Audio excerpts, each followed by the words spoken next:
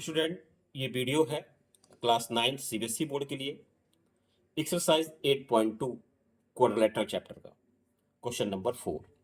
Question number 4 क्या है? A B C D is a trapezium in which A B parallel to D C, B D is a diagonal and E is the midpoint of AD. A line is drawn through E parallel to AB intersecting BC at F, and so that F is a midpoint of BC. ठीक है बच्चों, ये diagram बना बनाया है, question में ही बना था ये। अगर नहीं भी बना है तब आप जैसा जैसा क्वेश्चन कहता है वैसा वैसा करते जाओ, डायग्राम बन जाता है, कोई दिक्कत नहीं है। एक पॉइंट हम लोगों ने यहाँ सपोज कर रखा है जी को, जो कि मैंने यहाँ लिख रखा है, let E F intersect B D at G. ठीक है, तो आपको क्या प्रूफ करना है? F is the mid point of B C. ठीक है, देखिए यहाँ पे दो बार converse of mid point theorem लगेगी। एक बार तो आप ट्रायंगल ले लीजिए A B D, A B triangle लेंगे तो E is the mid point of A D, ये गिवन है, और E F is parallel to A B है, तो निश्चित है कि ई जी भी पैरेलल टू ए बी होगा, है ना। ये लाइन इस लाइन के पैरेलल हो गई और ई मिड पॉइंट हो गया इस साइड का, तो क्या हो गया, जो थर्ड साइड है वो बाइसेक्ट करेगी, है ना। ये आपका ये कहता है converse of mid point theorem, है कि नहीं? तो आइए लगाते हैं। लिखिए, इन ट्रायंगल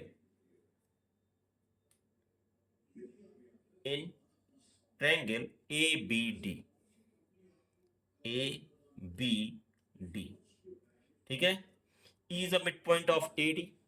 किसी भी ट्रायंगल में अगर किसी भी एक साइड का मिड पॉइंट दिया है और दूसरी साइड से एक लाइन उसके पैरेलल है, तो तीसरी लाइन को बाइसेक्ट करती है वो, ठीक है ना, यही कन्वर्ज है। देखिए, in triangle A B D, E is a mid point of A D, E is mid point of A D, ठीक, and E F is parallel to A B, E F is parallel to A B, ये given है।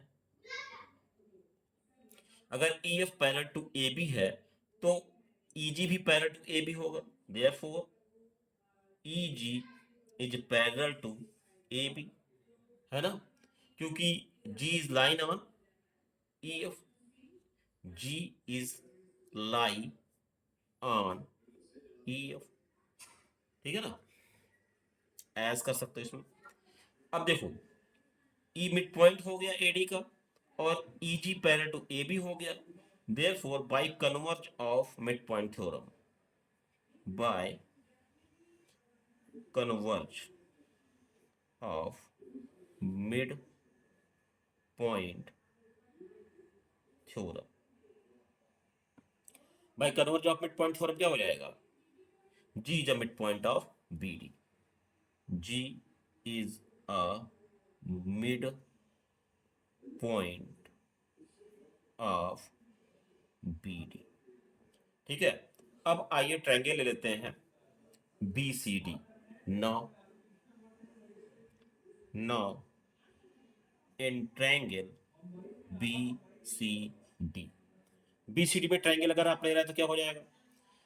आपको पता है कि E F is parallel to A B, E F is parallel to A B, और हमें पता है बेटा कि A B is parallel to D C, A B is parallel to D C, ये गिवन है हमें। तो अगर E F is parallel to A B है और A B parallel to D C है, तो निश्चित है E F is parallel to D C होगा, है ना, E F is parallel to D C होगा, therefore E F is parallel to D C. ठीक है, अगर E F parallel to D C है तो निश्चित है कि जी एफ भी पैरेलल टू डी सी होगा, so G F is parallel to D C, ये सी है, क्योंकि G is line on E F. एक बात हो गई कि G F is parallel to DC हो गया। और दूसरी बात हमें पता है, and G is a midpoint of BD. G is a midpoint of BD. ये बात हमने प्रूव कर दी, प्रूव्ड एबव, है ना। ये क्या है, प्रूव्ड है, एबव प्रूव्ड हो चुकी है ये बात। तो अगर G is the midpoint of BD and GF is parallel to DC, therefore by converge of BPT of mid point theorem, BPT बार बार क्यों याद आता है, mid point theorem, mid point theorem. क्या हो जाएगा मिड पॉइंट थ्योरम, अगर डायग्राम दिख रहा है आपको, यस, है ना। G is the midpoint of BD and GF is parallel DC, therefore by midpoint of theorem क्या हो जाएगा, by converge of midpoint theorem F is the midpoint of BC, F is midpoint of BC। यही हम लोगों को proof करना था। Thank you students. अब हम मिलते हैं नेक्स्ट वीडियो में क्वेश्चन नंबर 5 के साथ। Thank you.